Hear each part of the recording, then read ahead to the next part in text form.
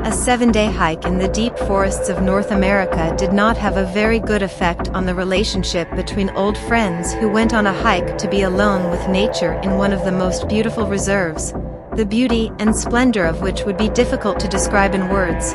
But to find this very place on a vast territory with an area of more than hundreds of square kilometers was very problematic, especially when William twisted his leg while trying to perform an unimaginable trick of jumping from a low tree, which clearly characterized his carefree character as a child at the age of 29, and therefore the others had to make something like crutches for him and apply a bandage to relieve the pain and not allow the infection to spread. The sun began to go into its beautiful sunset, leaving the young people alone with the very beautiful nature that they themselves were looking for, but without sunlight. This forest abode became a gloomy and terrible personification of the picture of a mad and obsessed artist, as if with the sunset the forest itself was sinking slowly but surely into the kingdom of darkness and mortal danger.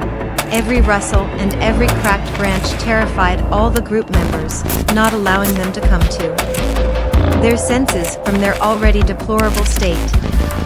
Billy's condition, on top of everything else, began to deteriorate greatly and his pain was too unbearable, which turned into groans and screams that echoed through the forest wilderness with a quiet and ringing echo, letting every living creature know that strangers had appeared in the forest, whose local inhabitants would not mind tearing them into pieces. After all, in such a wilderness it is possible to find their remains, just like a brown bear, or perhaps a pack of hungry wolves whose teeth would mercilessly tear apart groups of lost tourists.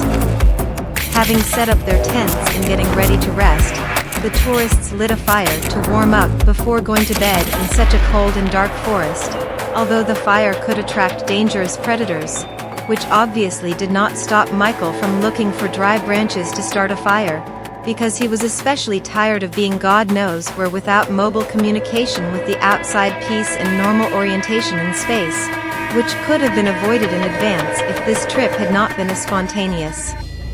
idea of his friends. While enjoying the long-awaited rest in their sleeping bags, the young people were awakened by the loud and piercing female scream of one of the girls, which was so frightening that everyone who woke up was even scared to imagine what made her scream so hard in the middle of the night, but still overcoming their fears. All members of the group came out of their tents and found that the screaming girl was outside the camp, which clearly indicated that she had gone further into the forest in the middle of the night for an unknown reason, and that girl's name was Mia. She always loved practical jokes and stupid and naive jokes on her friends, but this time her scream was too expressive and chilling. Such a scream could not be repeated even by an actress from horror films. Thinking about which direction to go in order to stumble upon Mia, the group lost their vigilance, which was clearly expected from young people who had never found themselves in such situations, and they did not notice how the head of a terrible monster began to be seen between the trees, looking out for its next victim.